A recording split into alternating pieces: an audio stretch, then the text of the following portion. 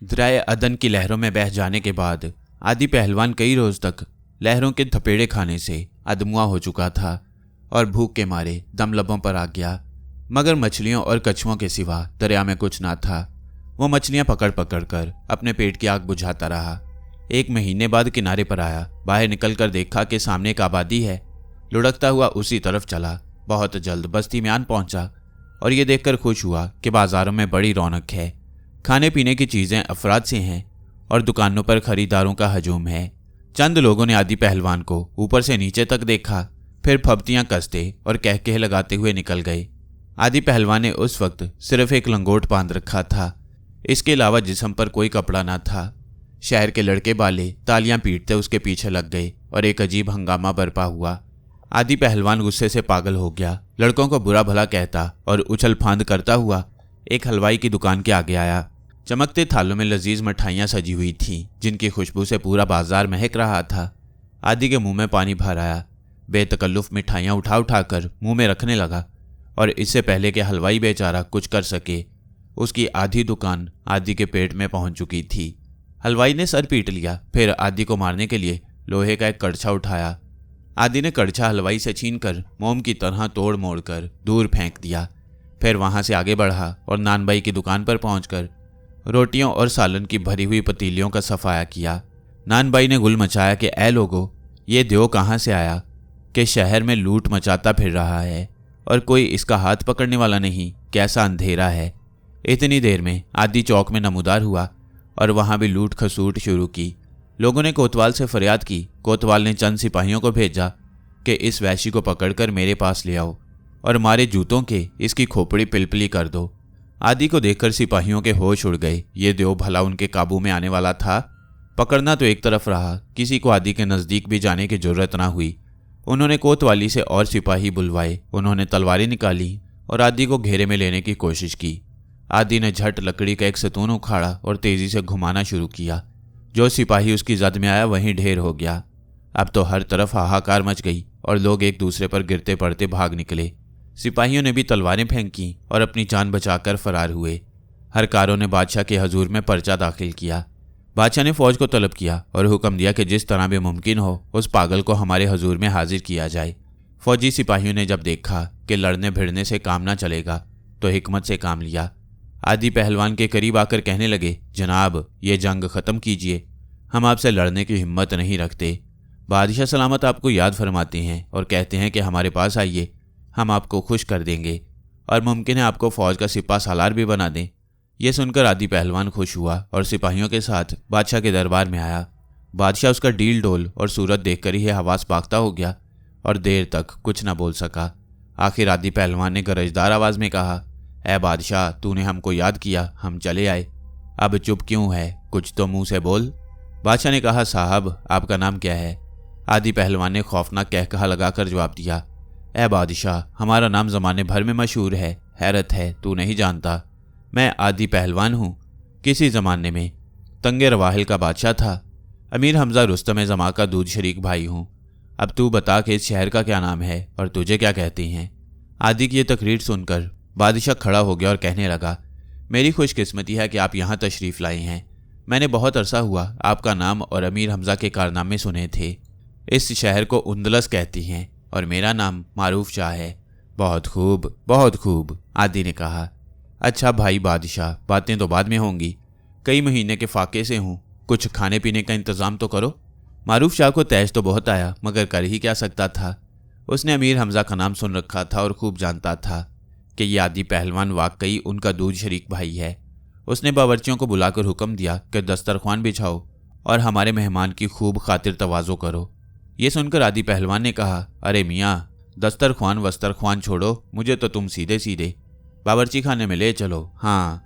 आदि पहलवान ने बावर्ची खाने में पहुंचकर जब देगों पर नज़र डाली तो तबीयत खुश हो गई। किसी में कोरमा था तो किसी में जर्दा पुलाव, किसी में बिरयानी और किसी में मतंजन। वो जो खाने बैठा तो सुबह से शाम और शाम से रात हो गई और जब तक सारा खाना ख़त्म ना हो गया वो वहाँ से ना उठा। उसकी खुराक देखकर बादशाह के महल में दहशत की लहर दौड़ गई। बावर्ची आपस में सरगोशियाँ करने लगे कि अगर इस जैसे 1-2 और आ गए तो पूरे मुल्क में कहत पड़ जाएगा और लोग दाने दाने को तरसा करेंगे। मारूफ शाह भी अपने महल में सर पकड़े बैठा किस्मत को रो रहा था कि आदि पहलवान की सूरत में ये बला कहाँ से आन पहुंची और इससे छुटकारा पाने की अब क्या सूरत हो। इसी तरह कई महीने गुजर गए। आदि किसी तरह जाने का नाम न लेता था। दिन रात पेट पूजा करने में लगा हुआ था। रात को ऐसे भयानक खराटे लेता कि कोसों दूर सोने जा सकते, और इन खराटों ने उंदलस के शहरियों की नींदें हराम कर दी थीं। एक दिन अमीर हमजा को ख्याल आया कि आदि पहलवान की कुछ खबर मालूम होनी चाहिए कि किधर गया। ये काम उन्होंने उमर अय्यार के सपुर्द किया। उमर अय्यार पूछता दरियाफ्त करता उंदलस के शहर में दाखिल हुआ और एक सौदागर की शक्ल बनाकर बाजारों में घूमने लगा। एक शख्स की खुशामद दरामद करके मारूफ शाह के दरबार में पहुंचा तो उसने पूछा, तुम कौन हो और कहाँ से आए हो? हजूर, मैं सौदागर हूँ। मेरा एक गुलाम जवाहरात से भरा हुआ संदूकचा लेकर इस शहर में आ छुपा है। उसी की तलाश में आया हूँ। उस गुलाम का हुलिया बयान करो, बादशाह ने कहा। तब उमरू ने तफसील से आदि पहलवान का हुलिया बयान किया। मारूफ शाह हैरत से सब कुछ सुनता रहा, फिर कहने लगा, बेशक इस हुलिये का एक शख्स कई महीने हुए यहाँ आया था और अब भी यही मौजूद है, मगर वो तो अपने आप को अमीर हमजा का दूध शरीक भाई और अपना नाम आदि करब पहलवान बताता है। हजूर, वह बिल्कुल झूठ पकता है। ज़रा मेरे सामने बुलवाइए, अभी सब कलई खुली जाती है। मारूफ शाह ने पहरेदारों को हुक्म दिया कि जल्द आदि पहलवान को हमारे हजूर में पेश करो। उस वक्त आदि पहलवान अपने मकान में दरबार लगाए बैठा था और मारूफ शाह के दोनों बेटों हाम और साम भी मौजूद थे। इनके अलावा शहर के और भी बहुत से लोग जमा थे। आदि पहलवान डींगे मार रहा था कि अमीर हमजा तो खैर बहादुर हैं ही, मगर मेरा भी जवाब नहीं। आज तक दुनिया में किसी शख्स से मैंने शिकस्त नहीं खाई। दूर दूर तक मेरी धाक बैठी हुई है। मेरा नाम सुनकर ही दुश्मनों का पित्ता पानी हो जाता है। लोग सर झुकाए आदि की ये खुराफात सुन रहे थे और तारीफ भी करते जाते थे कि यकायक बादशाह के भेजे हुए पहरेदार आन पहुंचे और उन्होंने दरबार में हाजिर होने का हुक्म सुनाया। आदि पहलवान को ताव तो बहुत आया, मगर बादशाह का हुक्म था इसलिए जाना ही पड़ा। वहाँ उमरू ने उसे देखते ही कहा, क्यों बे, तू मेरा संदूकचा चुरा कर भागा तो आज दिखाई दिया है और अपने आप को आदि पहलवान मशहूर कर रखा है।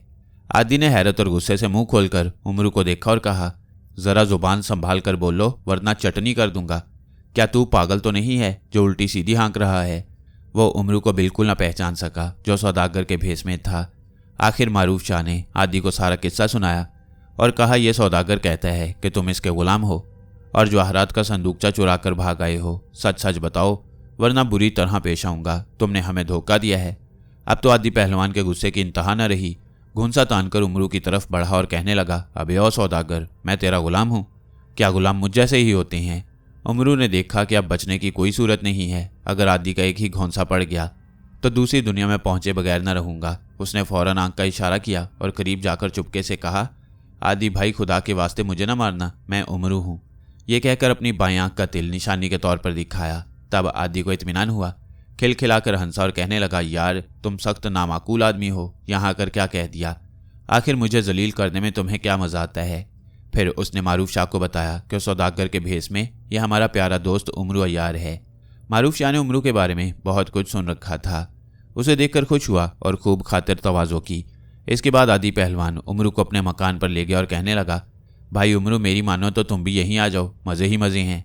ऐसे ऐसे लजीज खाने खाए हैं कि ज़िंदगी में कभी ना खाए थे।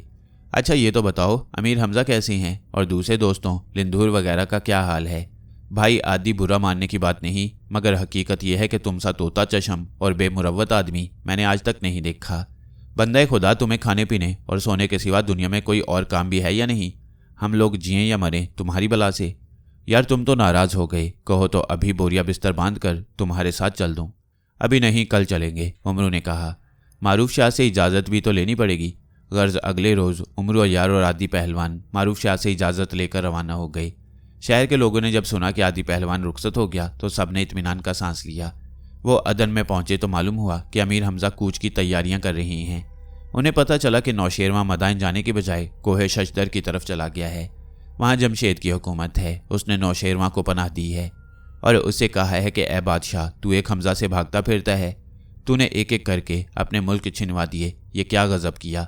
अब इत्मीनान से रह। हमजा की क्या मजाल जो यहाँ आकर तुझे परेशान करे। ये सुनकर बख्तक नामुराद दिल में खूब हंसा, लेकिन जमशेद की बेहद तारीफ की और कहा, हमजा आपके सामने कल का बच्चा है, वो इधर आने का कभी हौसला न करेगा। मगर बाज़ बातें ऐसी हैं जो मैं फुर्सत में आपसे अर्ज़ करूँगा। जब अमीर हमजा कोहे शुश्तर के करीब पहुँचे तो नौशेरवां को उनके आने की खबर हुई। उस वक्त वो खाना खा रहे थे।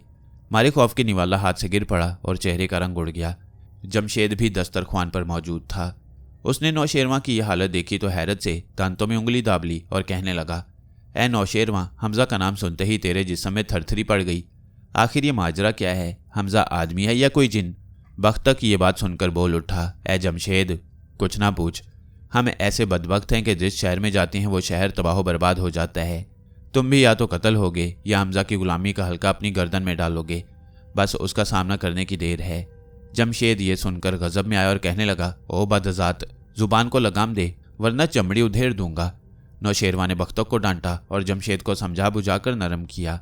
उस वक्त अमीर हमजा कोहे शुशदर से 5 मंजिल दूर एक तालाब के किनारे पड़ाव डाले हुए थे और जंगी चालें सोचने में मसरूफ थे कि यकायक मक्के से एक तेज़ रफ्तार कासिद ख्वाजा अब्दुल मुतलिब का ख़त लेकर आया। उसमें लिखा था, फर्जंदे अर्जुमंद हमजा को सलाम पहुँचे। अजहर जंगी ने 1200 हाथियों से शहर को घेरा है और कहता है कि शहर की ईंट से ईंट बजा दूंगा। मैंने चंद दिन की मोहलत उससे मांगी है। अब तुम देर ना करो और जल्द यहाँ पहुँचो। अपने वालिद का ये ख़त पढ़कर अमीर हमजा बेचैन हो गए। शहजादा की बात शहरियार से कहने लगे, बेटा तुम लश्कर समेत यहीं रहो। अगर जमशेद हमला करे तो अलम शाह, लिंधूर और बहराम वगैरह उससे निपट लेंगे। लेकिन जब तक मैं वापस ना आऊँ तुम आगे बढ़ने का इरादा न करना। फ़कत उम्र और यार को अपने साथ लिए जाता हूँ। कि बाद शहरियार ने कहा, अब्बा जान, मुनासिब तो यह है कि फ़ौज के 1-2 दस्ते ज़रूर अपने साथ ले जाइए। अमीर हमजा ने इनकार किया मगर शहजादा ज़िद करने लगा। अमीर हमजा ने मजबूर होकर बहराम की फ़ौज के चंद सिपाही लिए और मक्के की जानिब रवाना हो गए। जासूसों ने यह खबर जमशेद और नौशेरवां को पहुंचाई कि अमीर हमजा और उम्र अय्यार चंद सिपाहियों को लेकर मक्के की तरफ गए हैं, क्योंकि वहां अजहर जंगी हाथियों की फ़ौज लेकर आया है। बख्तक ये सुनकर बेहद खुश हुआ और बगलें बजा बजा कर कहने लगा, यही वक्त है कि हमजा के लश्कर पर हल्ला बोल दिया जाए। जमशेद लाल पीली आंखें करके बोला, ओ बुज़दिल, क्या तूने हमको भी अपने जैसा ही समझ लिया है? मुझको तो हमजा से 2-2 हाथ करने की ख्वाहिश है। जब तक वो वापस ना आएगा मैं जंग नहीं करूँगा। ऐ जमशेद, मेरी बात मान और हमला कर दे। ये सुनहरी मौका फिर ना मिलेगा। हमजा और उम्र यार दोनों गैर हाजिर हैं। अगर तू इस वक्त लड़ेगा तो ज़रूर फतह पाएगा। लेकिन जमशेद ने बख्तक की इस बकवास पर बिल्कुल कान न धरा और वहाँ से उठकर चला गया। बख्तक सोचने लगा कि जमशेद को जलील करने की कोई तदबीर करूँ। सोचते सोचते एक ख्याल दिमाग में आया। उसने जमशेद की जानिब से एक ख़त शहजादा की बात शहरियार के नाम रवाना किया, जिसे पढ़कर के बाद का खून खौल गया। अलम शाह ने के बाद का जो ये हाल देखा तो वो ख़त उठाकर पढ़ा। उसके भी तन बदन में आग लग गई। फिर तलवार के कब्जे पर हाथ रखकर कहने लगा, अगर हुक्म हो तो अभी जाऊं और इस मरदूद जमशेद को सजा दूं? हाँ भाई, ज़रूर जाओ, शहरयार ने इजाज़त दे दी। अलम शाह बाहर निकला और घोड़े पर सवार हुआ। कई जानिसारों ने साथ जाने का इरादा किया मगर अलम शाह ने सबको मना किया। हत्ता के सैयारा रूमी को भी हमरा ना लिया। तने तनहा कोहे शुशदर पहुंचा। लेकिन सुल्तान साद अपने चचा की मोहब्बत से मजबूर होकर पीछे पीछे आ गया। चौबदारों ने अलम शाह को रोकने की कोशिश की मगर वो सबको कोड़े मारकर हटाता हुआ सीधा जमशेद के दरबार में आया और घोड़े से कूदकर तख्त पर उसके बराबर जा बैठा। फिर खंजर निकालकर जमशेद की गर्दन पर रख दिया और कहा, ओ बदजात, किस बरते पर बादशाही करता है? क्या बादशाहों की यही शान है कि दूसरे बादशाहों को गालियां लिख कर भेजें? देख, अभी तेरी गर्दन काटता हूँ। खौफ के मारे जमशेद की गिग्गी बंद गई। जुबान से एक लफ्ज़ न निकल सका। उसके मुहाफिज तलवारें खींच खींच कर अलम शाह की तरफ बढ़े तो उसने खंजर की नोक जमशेद के गले पर दबाकर कहा, ऐ जमशेद, अपने इन गुलामों को रोक वरना खुदा जानता है तुझे जीता ना छोड़ूंगा। नौशेरवां और बख्तक ने गुलामों को रोका और कहा कि अपनी तलवारें म्यान में रखो और वापस जाओ। इतने में सुल्तान साद भी घोड़े पर सवार दरबार म्यान पहुंचा और जमशेद की हालत देखकर हंसा। फिर अलम शाह से कहने लगा, चचा जान, मुझे हुक्म दीजिए कि इस मूजी को सजा दूं। जमशेद के गुलाम साद को मारने के लिए बढ़े तो अलम शाह ने ललकार कर कहा, खबरदार, अगर किसी के हाथों साद को हल्की सी खराश भी आई तो सबकी बोटी बोटी कर दूंगा। बख्तक हाथ बांधकर बोला, हजूर, किसी की क्या मजाल, जो कोई बोले। गर्ज अलम शाह ने जमशेद की 3 मरतबा उठा बैठी कराई। फिर उसने नाक फरश पर रगड़ी और कानों को हाथ लगाया। तब अलम शाह ने अपना खंजर उसकी शारक से हटाया। इसके बाद अलम शाह वही खंजर लेकर नौशेरवां की तरफ बढ़ा और कहने लगा, आज तेरा भी किस्सा पाक किए देता हूँ ताकि रोज़ रोज़ का झगड़ा ख़त्म हो। ऐ अलम शाह, खबरदार, एक कदम भी आगे बढ़ाया तो अच्छा ना होगा। यह हरकत तेरी शान के खिलाफ है, ख्वाजा बुजुर्ग महर ने पुकार के कहा। अलम शाह ने हैरत से ख्वाजा बुजुर्ग महर को देखा। फिर अकल से पहचाना कि यही ख्वाजा बुजुर्ग महर हैं जिनका नाम अमीर हमजा अदब से लेते हैं। बस उसने अपना खंजर कमर में बांधा और बुजुर्ग महर को सलाम करके कहने लगा, हजरत आप भी इसको नहीं समझाते कि अमीर हमजा से दुश्मनी क्यों करता है। बुजुर्ग महर ने कोई जवाब ना दिया। तब आलम शाह अपने घोड़े पर सवार हुआ। दरबार के पहरेदारों और गुलामों ने फिर उसे रोकने की कोशिश की तो उसने गरज कर कहा, अगर किसी ने शरारत की तो एक एक को कत्ल करूंगा और किसी की सिफारिश ना सुनूंगा। बख्तक घबरा कर बोला, हजूर आप तशरीफ़ ले जाएं, कोई शख्स जुम्बिश भी ना करेगा। जब आलम शाह और सुल्तान साद बाहर चले गए तब बख्तक ने दरबारियों, सिपाहियों और पहरेदारों से कहा कि तुम सब परले दर्जे के बुज़दिल हो। वो आदमी भरे दरबार में बादशाह को जलील करके चले गए और तुम उनका बाल भी बीका न कर सके। अब भी मौका है, उन्हें रास्ते में घेर लो। ये सुनकर बहुत से सिपाही झटपट घोड़ों पर सवार हुए और आलम शाह के ताक़ुब में रवाना हुए। वो दोनों अभी बाजार ही में थे कि जमशेद के सिपाही आ पहुंचे और उनके सरदार ने कड़क कर कहा, ठहरो, बचकर कहाँ जाते हो? तुमने हमारे बादशाह को जलील किया है, तुमको इस हरकत की सज़ा मिलनी चाहिए। आलम शाह ने हंसकर कहा, बेवकूफ़ो, बेहतर यही है कि अपनी जानें सलामत ले जाओ और अगर मुझसे कोई शिकायत है तो अपने बादशाह जमशेद को यहाँ भेजो, वो मुझसे बात करे। सिपाहियों ने कुछ जवाब दिए बगैर तलवारें खींची और लड़ाई पर आमादा हुए। तब आलम शाह और सुल्तान साद भी मुस्ताद हुए और उन्होंने ऐसी शमशीर जनी की कि कुश्तों के पुश्ते लगा दिए। लड़ाई की यह खबर नौशेरवां के कानों तक पहुंची। ख्वाजा बुजुर्ग महर ने नौशेरवां को समझाया कि अब बादशाह सिपाहियों को रोक, वो आलम शाह और सुल्तान साद को कोई नुकसान न पहुंचा सकेंगे और मुफ्त में तेरी बदनामी होगी कि इसकी वजह से जमशेद के इतने आदमी मारे गए। ये बात नौशेरवां की समझ में आ गई। हुक्म दिया कि अभी जाओ और जमशेद के आदमियों को लड़ने से रोको। उसी वक्त चंद आदमी भागे हुए आए और उन्होंने लड़ाई बंद कराई। आलम शाह और सुल्तान साद अपनी बारगाह में आए और शहजादा की बात शहरियार से सारा हाल बयान किया। साद खुश होकर बार बार आलम शाह से कहता था कि चचा जान, आपने उस आतिश परस्त जमशेद को खूब जलील किया। कि बात शहरियार भी बहुत खुश था। उसने कहा, अगर अब्बा जान मुझे हमला करने की इजाज़त दे जाते तो कसम है पैदा करने वाले की कि जमशेद के शहर की ईंट से ईंट बजा देता। 3 दिन गुजरे थे कि एक कासिद आया और उसने ये दर्दनाक खबर सुनाई कि कपितान फरंगी ने आलम शाह के नाना काउस रूमी को कत्ल किया और उसके दोनों मामुओं आसिफ और इलियास को पकड़कर कैद खाने में डाल दिया है। इत्तफाक ऐसा हुआ कि जिस वक्त ये कासिद आया उस वक्त आलम शाह अपने दोस्तों में बैठा अपनी बहादुरी और ताकत का जिक्र कर रहा था। शहजादा की बात शहरियार उस कासिद को आलम शाह के पास ले आया और कहा, ए आलम शाह, तुम यहाँ बैठे हुए ज़मीन आसमान के कुलाबे मिला रहे हो। देखो, ये कासिद कहता है कि कप्तान फरंगी ने तुम्हारे नाना काउस रूमी को कत्ल किया और तुम्हारे मामू आसिफ और इलियास उसकी कैद में हैं। अगर तुम्हें ज़रा भी गैरत है तो अभी जाओ और कप्तान से इंतकाम लो। कि बात शहरियार की ये बात सुनकर आलम शाह गुस्से से थर थर कांपने लगा। एक तमांचा की बात शहरियार के इस जोर का मारा कि वो लुढ़खनियाँ खाता हुआ दूर जा गिरा और बेहोश हो गया। ये देखकर सब पहलवान तैश में आए और लिंधूर की आंखों में तो खून उतर आया। गरज कर कहने लगा, ए आलम शाह, तूने ये क्या बेअदबी की? जानता नहीं कि किबाद हमारा बादशाह और हमजा का बेटा है। अगर अमीर हमजा मुझे कसम ना दे गए होते तो अभी तेरे 2 टुकड़े कर देता। आलम शाह ने कुछ जवाब दिए बगैर झट से अपना खंजर लिंधूर के खींच मारा। लिंधूर ने वार खाली किया मगर फिर भी कंधा जख्मी हो ही गया। लिंधूर दांत पीस कर बोला, ए आलम शाह, तू चाहता क्या है? यही कि मुझे बेगैरत कहने वाला इस दुनिया में ना रहे। लिंधूर चंद लम्हे कांपता रहा, फिर आहिस्ता से बोला, बेहतर यही है कि अब तू यहाँ से निकल जा, वरना फसाद बर्पा हो जाएगा और तेरी आबरू में फ़र्क आएगा। आलम शाह ने भी देख लिया था कि बहराम इस तफ्तानूश और बख्त मगरबी के तेवर बिगड़े हुए हैं और इनसे मुकाबला करना मुमकिन नहीं। बस वो घोड़े पर सवार हुआ और अपनी फ़ौज को साथ लेकर रूम की जानिब रवाना हुआ। सुल्तान साद को आलम शाह से बेहद मोहब्बत थी और उसे आलम शाह का यूं चले जाना सख्त नागवार गुजरा। वो भी घोड़े पर सवार हुआ और लिंधूर की आंख बचाकर आलम शाह के पीछे चला गया। थोड़ी दूर ही गया था कि किसी सिपाही ने आलम शाह को बताया कि सुल्तान साद आता है। आलम शाह ने घोड़ा रोका और हैरत से कहने लगा, ए साद, तू क्यों आया? मैं तो अपनी ज़िंदगी से बेजार हूँ। हकीकत में मुझसे बड़ी बुरी हरकत हुई है। मुझे की बात के तमांचा नहीं मारना चाहिए था। सोचता हूँ कि अमीर हमजा को अपनी शक्ल कैसे दिखाऊंगा। सुल्तान साद ने जवाब दिया, चचा जान, की बात भी मेरा चचा है और आप भी। यही इज्जत मेरे दिल में लिंधूर की है। मैं इस मामले में क्या बोलूँ और क्या राय दूँ? हाँ, ये जानता हूँ कि आपका साथ किसी कीमत पर ना छोड़ूंगा। खुदा के लिए मुझे बूढ़ा और कमज़ोर ना जानिए, और अगर आपने मुझे साथ ना लिया तो अल्लाह की कसम है कि पत्थरों से सर फोड़ के मर जाऊंगा।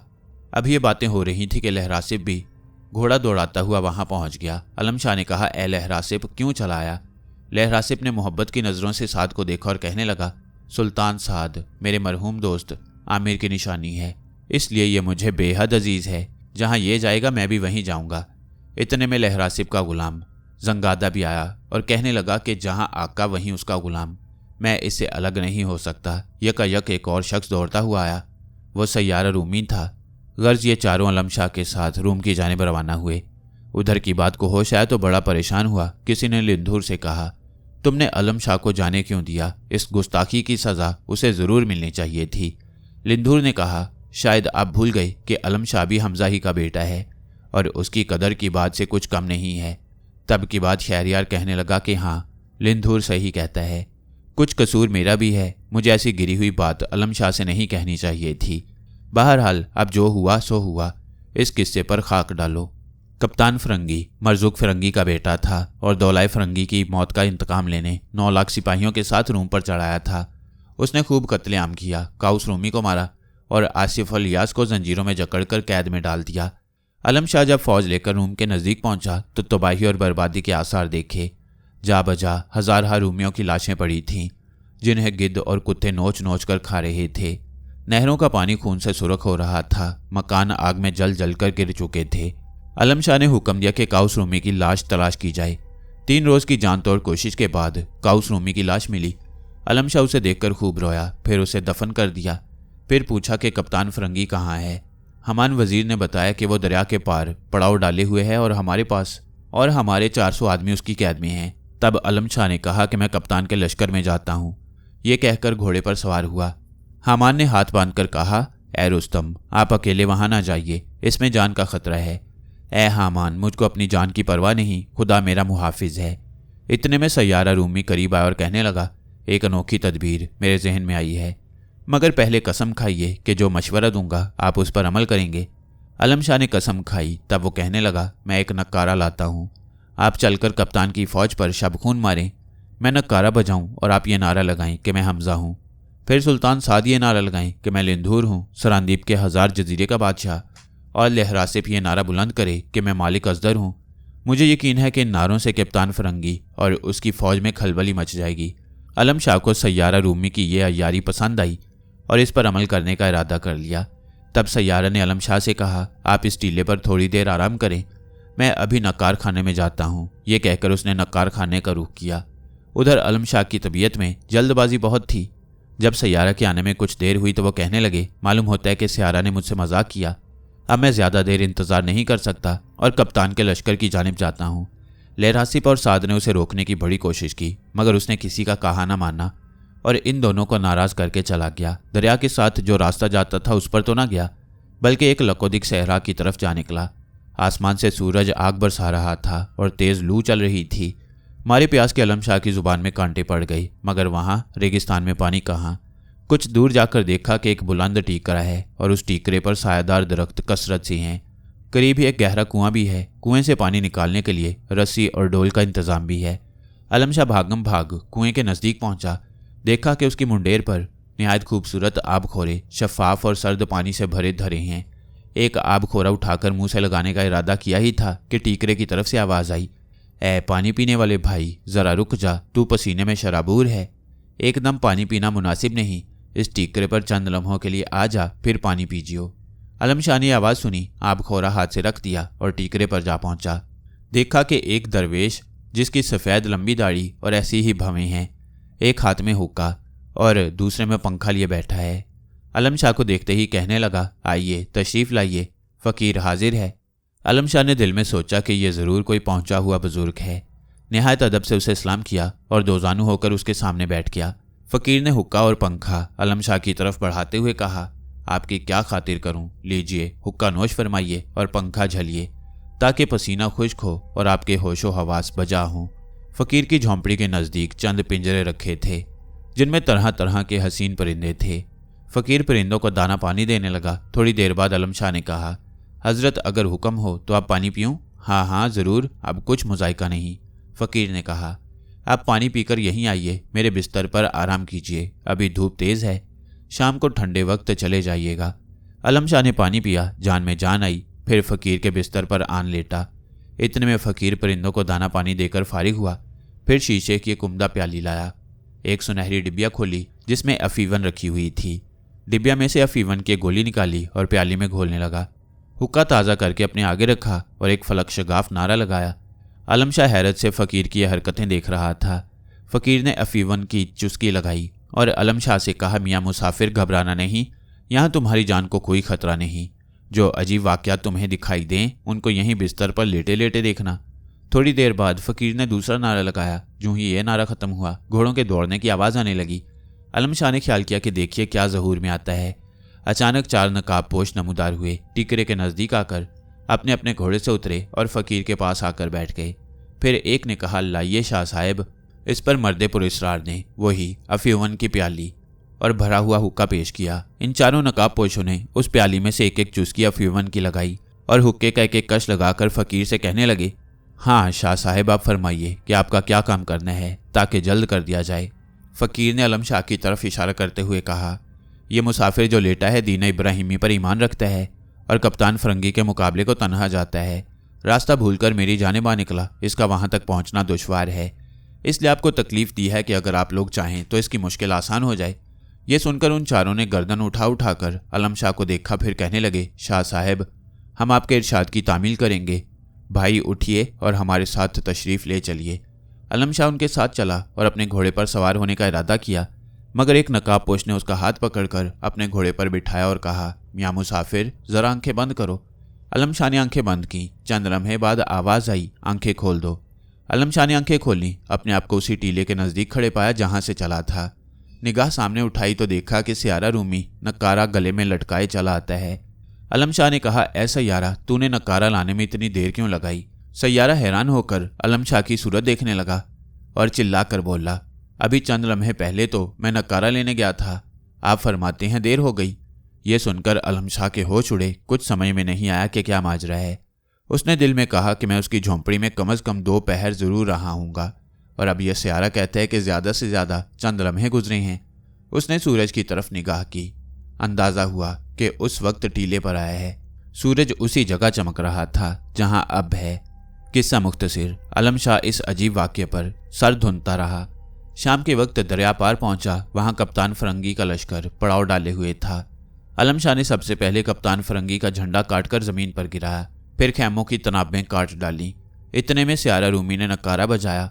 सुल्तान साद ने लिंधूर का नारा लगाया, फिर लहरासिब ने मालिक अजदर का नारा लगाया।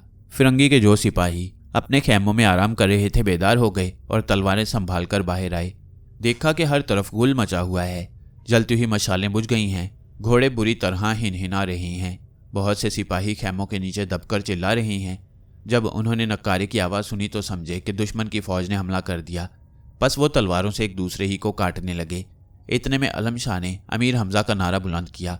कप्तान फ़रंगी को खबर हुई। वो अपने खैमे से निकला और घोड़े पर सवार होकर आया। आलम शाह ने दूसरा नारा लगाया तो फ़रंगी समझा कि अमीर हमजा ने हमला किया है। ललकार कर कहने लगा, ए हमजा, मैंने तेरी बहादुरी के जो किस्से सुने थे वो सब झूठ निकले। रात की तारीकी में तूने हम पर हमला किया, ये कहाँ की दलेरी है? अच्छा, अब तू आ ही गया है तो अपने हौसले निकाल ले, मगर मेरे सामने ना आइयो वरना टुकड़े उड़ा दूंगा। आलम शाह ने फ़रंगी के ये कलमे सुने तो खून जोश मारने लगा। लड़ता भिड़ता उसके करीब पहुंच गया और गरज कर कहा, ए फ़रंगी, तुम मुझे नहीं जानता, मैं रुस्तम हूँ। मैंने दवील हिंदी और कबील हिंदी जैसे पहलवानों को उठाकर ज़मीन पर दे मारा था। तेरी क्या हस्ती है? कप्तान फ़रंगी ने 7 मन का गुर्ज उठाकर आलम शाह पर हमला किया। आलम शाह ने ढाल पर वार रोका, फिर अल्लाह का नाम लेकर अपना गुर्ज घुमाया और पूरी कुव्वत से कप्तान के सर पर दे मारा। एक हौलनाक आवाज़ बुलंद हुई और फ़िरंगी अपने घोड़े समेत आधा ज़मीन में धंस गया। फिर आलम शाह ने तलवार का एक हाथ ऐसा मारा कि खरबूजे की फांक की तरह उसका जिस्म कटकर 2 हिस्सों में तकसीम हो गया। कप्तान फ़रंगी के मरने के बाद उसकी फ़ौज का जी छूट गया। सब सिपाही बेतहाशा भाग गए। एक मुकाम पर आसिफ और इलियास अपने 400 आदमियों समेत कैद थे। उनको रिहा किया गया। आलम शाह ने उन्हें सलाम किया। आसिफ और इलियास ने उसे गले से लगाया और पीठ ठोंकी। अचानक लहरासिब खून में नहाया हुआ आया। उस वक्त आलम शाह को साद का ख्याल आया। पूछा कि सुल्तान साद कहाँ है? लहरासिब ने जवाब दिया, मुझे क्या मालूम, मैं तो आपके साथ ही दुश्मनों से लड़ रहा था। अब आलम शाह का ये हाल हुआ कि फतह की सारी खुशी जाती रही। बेचैन होकर सियारा रूमी से कहा, जल्द साद को तलाश कर, उसके बगैर मेरी जिंदगी बेकार है। सियारा रूमी ने साद को हर तरफ ढूंढा मगर कहीं ना पाया।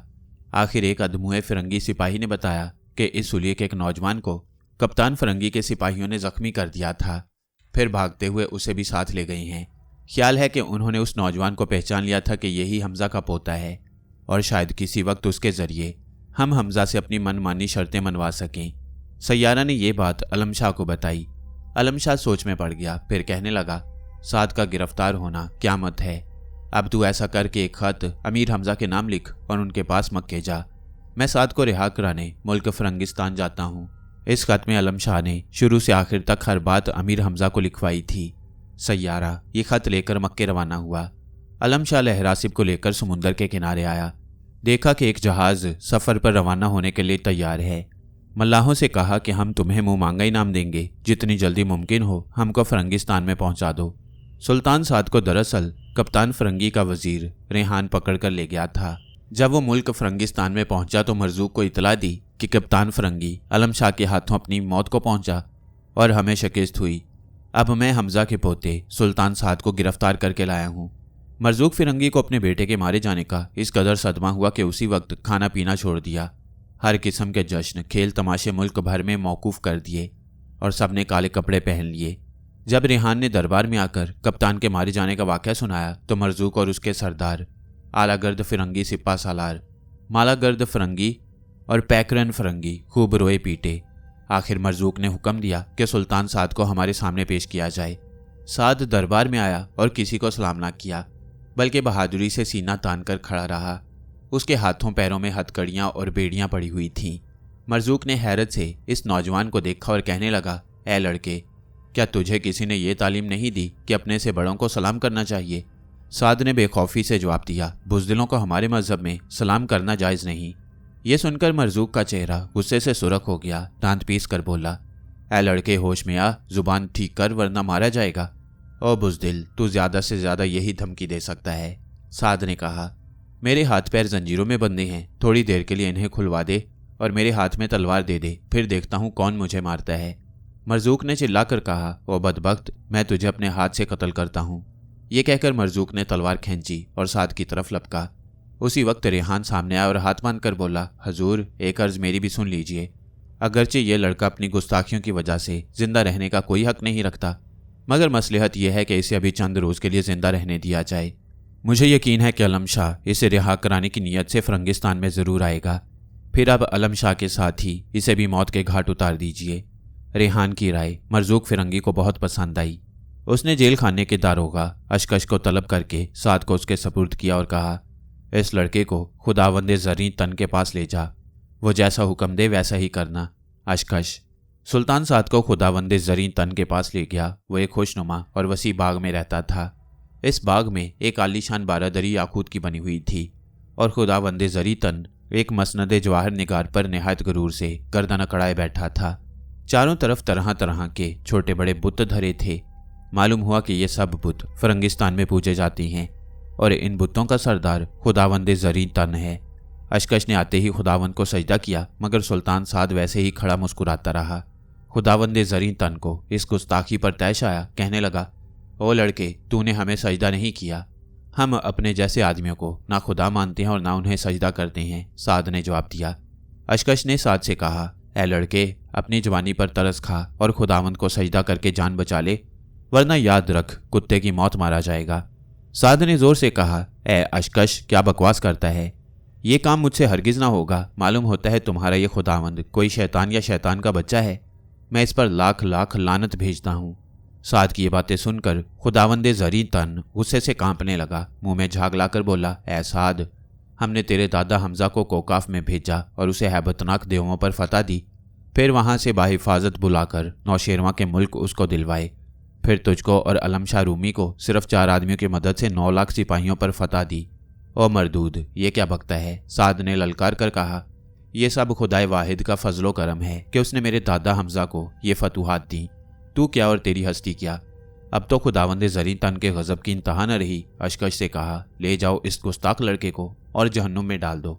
तब अशकश ने हाथ बांधकर ज़री तन से कहा कि इस लड़के का भी मारना मुनासिब नहीं, इसके ज़रिए हम अलम शाह पर काबू पा सकेंगे और फिर दोनों को एक ही मर्तबा जहन्नुम में डालेंगे। ज़री तन ये सुनकर खुश हुआ। कहने लगा, तुम्हारी बात माकूल है, आलम शाह के आने तक इसे कैद में रखो। अशकश ने साद को कैद खाने कुदरत में ले जाकर रखा।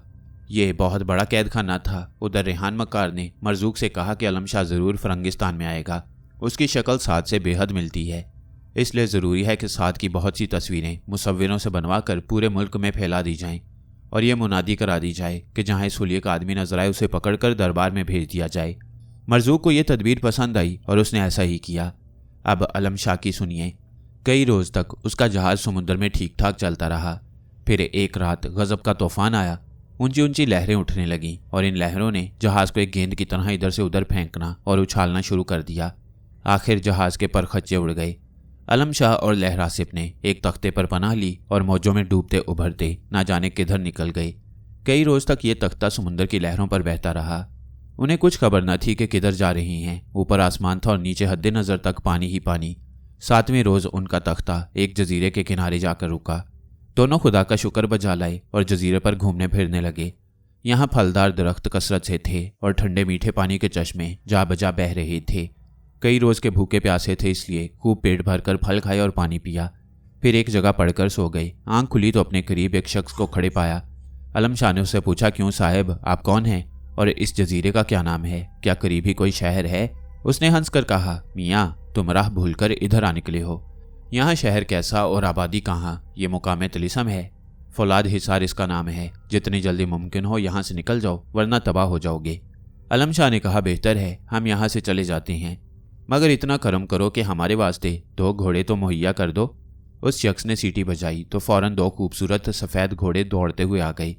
आलम शाह और लहर आसिफ इस तिलिस्म से हैरान हुए। कुछ कहे बगैर इन घोड़ों पर सवार हुए और अल्लाह का नाम लेकर एक तरफ चल पड़े। 15 दिन तक सफ़र करते रहे। राह में कहीं पानी मिलता तो पी लेते और दरख्तों से फल तोड़कर खा लेते। इस दौरान में उन्हें कोई जानवर और कोई इंसान दिखाई ना दिया, परिंदे भी नजर ना आए। 16वें रोज़ सारा दिन उन्हें पानी ना मिला और प्यास के हाथों सख्त परेशान हुए। यकायक देखा कि किसी बाग का आलीशान दरवाज़ा सामने है। लहर आसिफ खुश होकर कहने लगा, ऐ रुस्तम, इस बाग में चलो, शायद वहाँ पानी मिल जाए। आलम शाह और लहर आसिफ दोनों बाग में दाखिल हुए। क्या देखते हैं कि सुरख रंग के चमकदार पत्थर का बना हुआ एक आलीशान महल है और उस महल की 12 दरी में एक 100 साला बुढ़ा गर्दन झुकाए बैठा है। उसने घोड़ों की टापों की आवाज़ सुनी तो गर्दन उठाकर देखा। आलम शाह और लहर आसिफ ने उसे बुजुर्ग जानकर अदब से सलाम किया। वह सलाम का जवाब दिए बगैर कहने लगा, यारो तुमने गजब किया, घोड़ों समेत बाग में घुस आए। बाबा जी, ये डांट डपट बाद में कर लीजिएगा, प्यास के मारे हमारा बुरा हाल है, पहले पानी पिलाइए। लहर आसिफ ने कहा। यह सुनकर वह बुढ़ा उठकर एक तरफ गया और शीशे के 2 गिलासों में पानी भर कर लाया। इन दोनों ने ऐसा सर्द और शीनी पानी इससे पहले कभी ना पिया था। जब कलेजा ठंडा हो गया और जान में जान आई, तब आलम शाह ने कहा, बड़े मियाँ, आपने बड़ी मेहरबानी हम गरीब मुसाफिरों पर फरमाई। आपका नाम क्या है और ये बाग किसका है? मुझे बाबा लद्दा कहती हैं, बुड्ढे ने कहा। और ये बाग मलका समीना बानो का है, जो मरजूक फरंगी के सिपा सालार आलागर्द की बेटी है। मैं सब बागबानों का दारोगा हूँ। मैंने समीना बानो को गोद में खिलाया है। आलम शाह ने कहा, बाबा लद्दा, तुम्हारी कोई औलाद भी है? अरे भाई, हमारी अब तक शादी ही नहीं हुई। ये सुनकर आलम शाह और लहर आसिफ हंस पड़े। फिर आलम शाह ने कहा, बाबा जी फिक्र न करो, हम तुम्हारी शादी करा देंगे। ये सुनते ही लद्दा खुशी से नाचने लगा। उसके नाचने पर आलम शाह और लहर आसिफ को बड़ी हंसी आई। अब यह तमाशा जारी था कि मलका समीना बानो और उसकी कनीज़ें, खवासें और लौंडियाँ बाग में आ गईं। लद्दा के औसान खता हो गए। घबरा कर आलम शाह से कहने लगा, जल्दी से कहीं छुप जाओ, अगर मलका ने तुमको देख लिया तो जिंदा न छोड़ेगी। उसे मर्दों से सख्त नफरत है और यूं भी इस बाग में गैर मर्दों का आना मना है। आलम शाह वहीं खड़ा रहा और कहने लगा, समीना बानो आती है तो आने दो, हम भी अपनी जान बचाने का गुर जानते हैं। अरे मियाँ, अपनी नहीं तो मेरी ही जान पर तरस खाओ, लद्दा ने गिड़गिड़ाते हुए कहा। बाबा लद्दा, तुम बहुत जी लिए, अब ज्यादा जीकर क्या करोगे? लहर आसिफ ने जवाब दिया। यह सुनकर लद्दा गुस्से में आकर बुरा भला कहने लगा। इतने में समीना बानो और उसकी सहेलियां 12 दरी में आ गईं। देखा कि बाबा लद्दा 2 हसीन नौजवानों से तू मैं कर रहा है। समीना बानो की कनीज गुल इज़ार ने उसे डांटा और कहा, बाबा, ये 2 आदमी कौन हैं और इन्हें बाग में आने की जुर्रत क्यों कर हुई? जानते नहीं कि इस बाग में आने की सज़ा मौत है? सरकार, ये अजनबी मुसाफिर हैं, लद्दा ने कहा। प्यास के मारे मर रहे थे, पानी की तलाश में यहाँ आ गए, अभी इनको निकाले देता हूँ। ठहरो, ज़रा हम इनकी शक्लें तो देखें, समीना बानो ने कहा। फिर आगे बढ़कर जो ही उसकी नज़र आलम शाह पर पड़ी, हैरत से दांतों में उंगली दाब ली। फिर दिल में कहा, यह तो वही शख्स है जिसका नाम आलम शाह रूमी है। और सुल्तान साद का चचा है। दरअसल समीना बानो ने साद की तस्वीर देखी थी और उस तस्वीर की मदद से आलम शाह को फौरन पहचान लिया। गुल इज़्ज़ार समझ रही थी कि अब इन नौजवानों की कज़ा को कोई नहीं टाल सकता, क्योंकि इससे पहले भी समीना बानो बहुत से आदमियों को बाग में दाखिल होने पर मरवा चुकी थी। चंद लम्हे खामोश रहने के बाद समीना बानो ने आलम शाह से कहा, बोलिए, अब आपको क्या सज़ा दी जाए? जो आपके जी में आए, हम वाकई कसूरवार हैं, आलम शाह ने जवाब दिया। तब समीना बानो ने गर्दन झुका ली। गुल इज़्ज़ार को इन दोनों पर तरस आ रहा था। उसने चुपके से कहा, तुम लोगों ने बड़ा गजब किया कि यहाँ आ गए। आगे बढ़कर मलका के कदम छू लो और मुआफ़ी मांगो। मुमकिन है तुम्हारी जान बच जाए। ए खातून, हम किसी के कदम छूने और मुआफ़िया मांगने के आदी नहीं हैं, लहरासिब शाह ने कहा। बस तो फिर मरने के लिए तैयार हो जाओ। अरे बेवकूफ़ो, अब भी मौका है। मलका ने सज़ा का हुक्म नहीं सुनाया है, सलाम कर लो तो बच जाओगे। आलम शाह ने कहा, कहो तो तुम्हें सलाम कर लूँ, मलका को तो सलाम कभी ना करूँगा। गुल इज़्ज़ार ने जलकर कहा, मौत सर पर मंडला रही है और मुँहों को मजाक सूझ रहा है। मेरी जूती की नोक से मत करो सलाम। मलका समीना ने गुल इज़्ज़ार से झुंझला कर कहा, तुझे क्या पड़ी है जो इनकी खुशामद कर रही है? सलाम नहीं करते तो ना करें, हमें इन जैसों की क्या परवाह है। इनसे कहो घबराए नहीं, इत्मीनान से एक तरफ बैठ जाएं। हम अजनबी मुसाफिरों को कुछ नहीं कहते। ये सुनकर समन रुख नाम की एक कनीज ने आलम शाह से कहा, लो मियाँ मुबारक हो, जान बच गई। बैठने का हुक्म भी मिल गया। समन रुख के कहते ही आलम शाह आगे बढ़ा और समीना बानो के बराबर तख्त पर जा बैठा। कनीज़ों ने शोर मचाया कि ये गुस्ताखी करते हो, खबरदार उठो वहाँ से। लेकिन समीना बानो ने कनीज़ों को रोका और कहा, ये हमारे मेहमान हैं, जहाँ इनका जी चाहे बैठें। मेरी शान शौकत में कोई फ़र्क नहीं आता। कनीज़ें ये सुनकर परे हट गईं। अब समीना बानो ने आलम शाह से कहा, हाँ, अब सच सच बताओ, तुम इस बाग में किस लिए आए थे? बाबा लद्दा ने बताया तो था कि पानी की तलाश में आए थे। उसने हम पर बड़ी मेहरबानी की, पानी पिलाया। हमने वादा किया है कि बाबा लद्दा की शादी करा देंगे। समीना बानो इस बात पर खूब हंसी और बोली, मियाँ मुसाफिर, तुम बड़े हंसोड़ आदमी हो। अच्छा, अपना नाम तो बता दो। आलम शाह ने कहा, है मलका, तुझको मेरे नाम से क्या काम? मेरा नाम ना पूछ, उसे छुपा ही रहने दे, वरना यहाँ का खाना पीना हमारे लिए हराम हो जाएगा। ये सुनकर समन रुख कनीज ने हंस कर कहा, वाह मियाँ मुसाफिर, वही मसल है, मान ना मान मैं तेरा मेहमान। यही क्या कामन आयत है कि हमारी मलका ने तुम्हें कत्ल ना करवाया, अब ज़बरदस्ती मेहमान बने जाते हो। समीना बानो ने नाराज़ होकर समन रुख से कहा, चुप रह मुर्दार, क्यों सताती है? वो तो तेरी बकवास का कुछ जवाब देते नहीं और तू ख्वामखा टैं टैं किए जाती है। फिर समीना बानो आलम शाह से कहने लगी, अच्छा साहब, आप अपना नाम बता दीजिए, हम वादा करते हैं किसी से ना कहेंगे। जब समीना बानो ने अपनी कसम दी तो आलम शाह मजबूर हुए और कहा, मेरा नाम रुस्तम पहल तन पिसरा अमीर हमजा आलम शाह है। तब तो कप्तान फरंगी को तुम ही ने मारा था। हाँ, मैंने ही उसे कत्ल किया है। ये सुनते ही सब कनीज़ें सन्नाटे में आ गईं और खौफजदा नज़रों से आलम शाह को देखने लगीं। आखिर समीना बानो ने उनसे कहा, खबरदार, ये बात कोई ज़ुबान से ना निकाले। अगर किसी ने बाग से बाहर इसका जिक्र किया तो नाक कान कटवा दूंगी। आलम शाह और लहरासिब तो मलका समीना बानो के बाग में मज़े उड़ा रही हैं और उधर सुल्तान साद को किला कुलाब के कैद खाने में पहुंचा दिया गया। अशकश ने साद पर जुल्म सितम की इंतहा कर दी, तरह तरह की तकलीफ़ें देता और फिर भी उसका जीना भरता। मरजूक फिरंगी की एक बेटी शहजादी गौहर बंद है। जब से उसने अपने भाई कप्तान फरंगी के मारे जाने की खबर सुनी है, 8 पहर रोया करती है। भाई के गम में स्याह पोशाक पहनी है, खाना पीना छूट गया है और अपना हाल पागलों का सा बनाया है। उसकी 3 सहेलियां हैं, एक का नाम दिलरुबा, दूसरी का होशरुबा और तीसरी का अंजुमन आरा। ये तीनों सहेलियां शहजादी गौहरबंद की हालत देख देख कर कुड़ती और अफसोस करती हैं। उसे समझा समझा कर थक गई हैं कि जो होना था सो हो गया। इस तरह रंज करने और अपनी जान को घुलाने से क्या फ़ायदा। मगर शहजादी गौहरबंद पर कोई असर नहीं होता, उसे बदस्तूर रोने धोने से काम है। आखिर इन सहेलियों ने मरजूक फिरंगी से सब कैफियत बयान की और कहा कि अगर हुक्म हो तो हम चंद रोज़ के लिए शहजादी गौहरबंद को सहरा की खुली हवा में ले जाएं और इधर उधर की सैर कराएं, ताकि भाई के मरने का गम कुछ गलत हो, वरना खतरा है कि शहजादी हमेशा हमेशा के लिए पागल हो जाएगी। मरजूक ये बातें सुनकर फिक्रमंद हुआ और कहा, बेशक हमारी जानिब से इजाज़त है, शहजादी को जहाँ जी चाहे ले जाओ और इसका दिल बहलाओ, मगर खुदावंदे ज़री तन से भी इजाज़त ले लो। किस्सा मुख्तसर, इन सहेलियों ने शहजादी गौहरबंद को अपने साथ लिया और खुदावंदे ज़री तन के पास ले गईं। वहाँ सब ने उसको सजदा किया और अपना हाल बयान किया। ज़री तन ने कहा, किला गुलाब की जानिब का इलाका बेहद सेहत अफजा है, शहजादी को उसी इलाके में ले जाओ। सहरा में आकर शहजादी की तबीयत कुछ संभली और खाना पीना शुरू हुआ। एक दिन घूमने फिरने किला गुलाब के नज़दीक आई। अशकश ने शहजादी के आने की खबर सुनी तो भागा भागा आया और हैरान होकर कहने लगा, खैर तो है, आपके चेहरे पर रंज के आसार दिखाई देते हैं। शहजादी ने आंख से आंसू टपकाते हुए जवाब दिया, ए अशकश, मेरा हाल मत पूछो। जब से भाई कप्तान फिरंगी इस दुनिया से रुखसत हुए हैं, गम के मारे बुरा हाल है। घबरा कर अपनी सहेलियों के साथ इस इलाके में सैर के लिए निकल आई हूँ। तुझे देखकर बहुत खुशी हुई, कभी कभी यहाँ आया करूँगी। शहजादी ने जो ये अल्फाज कहे तो अशकश दिल में बेहद खुश हुआ। दिल में कहा कि खुदावंदे ज़रीन तन ने मुझ पर बड़ी मेहरबानी की कि शहजादी को यहाँ भेजा। अब मैं कोशिश करूँ तो शहजादी से शादी कर सकता हूँ। अशकश की बहुत दिन से ख्वाहिश थी कि वो शहजादी गौहरबंद से शादी करे, मगर मरजूक फिरंगी से दरख्वास्त करने की हिम्मत न होती थी। अब खुद ब खुद काम बन रहा था, इसीलिए वो खुशी से फूला न समाया।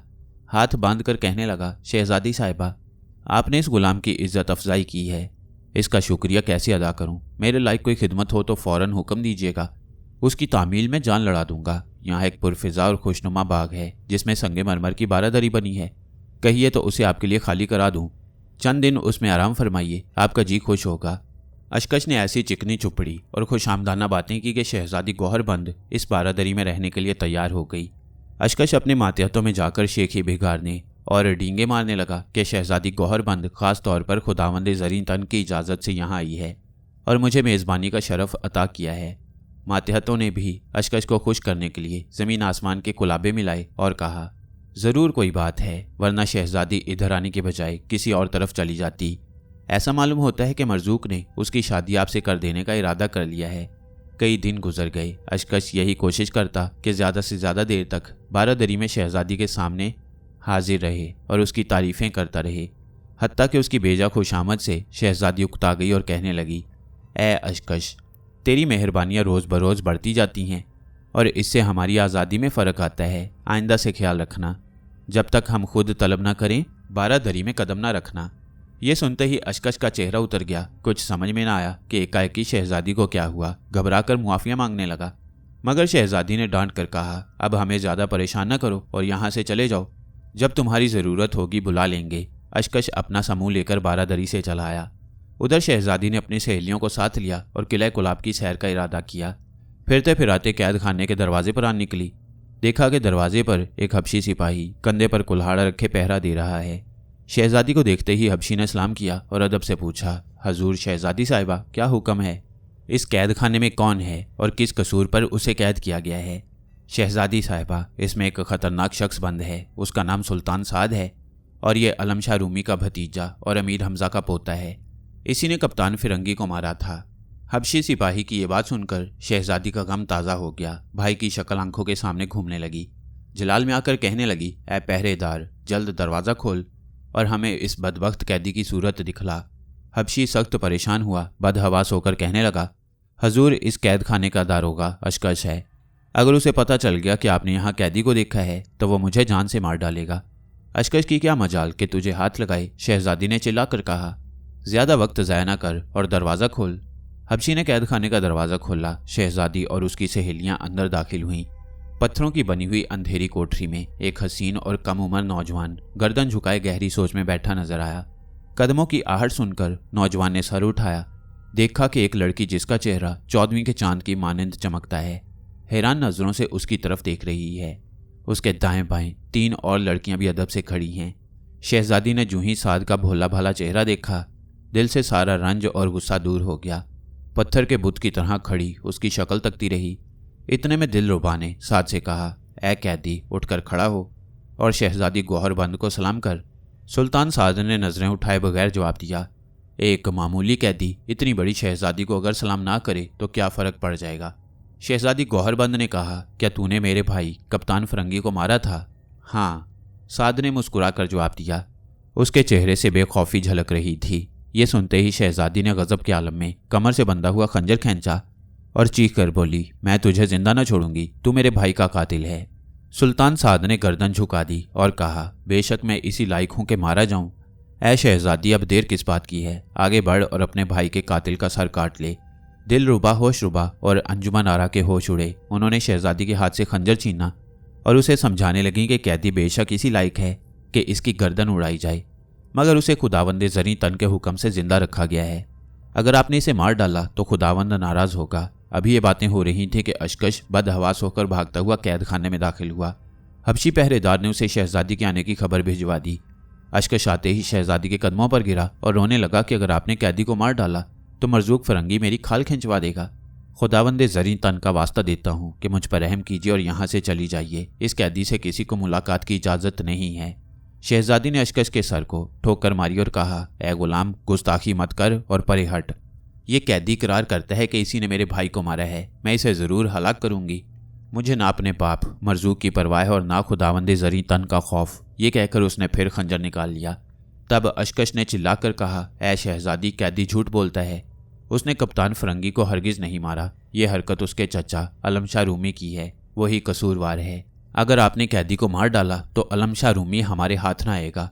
अशकश की बात शहजादी के दिल को लगी। खंजर दोबारा कमर में बांधा और दोनों हाथों से मुंह ढांप कर रोने लगी। फिर कैद खाने से चली गई। कई दिन इसी तरह गुजरे। आखिर शहजादी एक रोज़ फिर कैद खाने में गई और हबशी पहरेदार को खंजर से हलाक करके साद को अपने साथ ले गई। इस हादसे की खबर अशकश को लगी। उसने सख्त पेचोताब खाया और तलवार लेकर उस बाग में आया जिसमें शहजादी गौहरबंद रहती थी। देखा कि सुल्तान साद भी वहां मौजूद है और शहजादी उसकी खातिर तवाज़ो में बिछी जाती है। अब तो अशकश के तैश की हद न रही। तलवार चमकाता हुआ बारादरी की जानिब दौड़ा। दिलरुबा ने खौफजदा होकर शहजादी से कहा, ए शहजादी, अशकश नामुराद तलवार खींचे आता है। ये सुनते ही शहजादी बदहवास हो गई और भागने का इरादा किया। तब सुल्तान साद ने हंसकर कहा, ए शहजादी, तुम इत्मीनान से यहीं बैठी रहो और इस जालिम को आने दो। देखो मैं उसकी क्या दुर्गत बनाता हूँ। लेकिन शहजादी ने साद की बात न सुनी और एक तरफ भागी। अशकश ने देखा और ललकार कर कहा, ओ बदबख्त शहजादी, कहाँ भागी जाती है? इधर आ, नहीं तो वहीं आकर तुझे कत्ल करूँगा। साद अपनी जगह से उठ खड़ा हुआ और अशकश से कहा, ओ बुज़दिल, उधर कहाँ जाता है? औरत को कमज़ोर समझ के गुस्सा दिखाता है। तेरी क्या मजाल जो शहजादी की तरफ निगाह भी उठा सके। इधर आ, मुझसे आंख मिला, तब तुझे आटे दाल का भाव मालूम हो। अशकश सुल्तान साद की तरफ लपका और तलवार से हमला किया। साद ने करीब ही पड़ा हुआ रेशमी तकिया उठाया और उसे ढाल बनाकर अशकश के तमाम हमले रोके। आखिर अशकश बुरी तरह हाँपने लगा। तब साद ने फुर्ती से शमशीर के कब्जे पर हाथ डाला और झटका मारकर तलवार अशकश के हाथ से छीन ली। फिर उल्टे हाथ का तमांचा उसके गाल पर इस जोर का मारा कि 5 उंगलियों का निशान अशकश के गाल पर उभर आया और वह मुंह के बल गिरा। साद ने उसी की तलवार उसी की गर्दन पर रखी और बोला, बोल, अब क्या कहता है? हजूर, आप जीते, मैं हारा। अशकश ने गिड़गिड़ा कर कहा, मैं अपने कसूर पर शर्मिंदा हूँ। आइंदा से आपका फर्मा बरदार हूँ, लेकिन मरजूक फरंगी को पता चलेगा तो मुझे जिंदा ना छोड़ेगा। सुल्तान साद ने अशकश को दीन इब्राहिमी में दाखिल किया और उसे इत्मीनान दिलाया कि कुछ खौफ ना कर। खुदा ने चाहा तो मरजूक फिरंगी बहुत जल्द हमारे कदमों में आन गिरेगा। अमीर हमजा मक्के पहुंचे तो देखा कि अजहर जंगी ने शहर का मुहासरा कर रखा है और शहरियों पर आबो दाना हराम कर रखा है। अजहर जंगी ने जब सुना कि हमजा आया है तो मुकाबले को मुस्ताद हुआ, लेकिन जंग में बुरी तरह शिकस्त खाकर कुत्ते की मौत मारा गया। अमीर हमजा ने अजहर जंगी का खजाना उमरू अय्यार के हवाले किया। फिर ख्वाजा अब्दुल मुतलिब की कदमबोसी की और अपने सब भाइयों से मुलाकात की। अमीर हमजा के आने और दुश्मन को हलाक कर देने की खुशी में शहर के लोगों ने खूब जश्न मनाया और अमीर हमजा की सलामती और दौलत व इकबाल की दुआएं मांगी। कुछ दिन अपने वालिद की खिदमत में रहकर अमीर हमजा वापस अपने लश्कर की जानिब आए और मलका अतलस पोश से मिले। बेटों को गले लगाया। उन्होंने देखा कि दरबार में सब पहलवान अपनी अपनी कुर्सियों पर बैठे हैं, मगर अलमशाह और लिंधूर नज़र नहीं आते।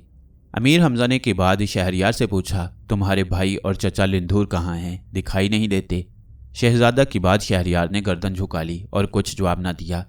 अमीर हमजा हैरान हुए। बहराम और सुल्तान बख्त मगरबी से पूछा, उन्होंने भी कुछ जवाब न दिया। फिर हमजा ने सदफ नूश और इस्तफ्ता नूश की जानिब देखा तो उन्होंने भी हमजा से आंख न मिलाई।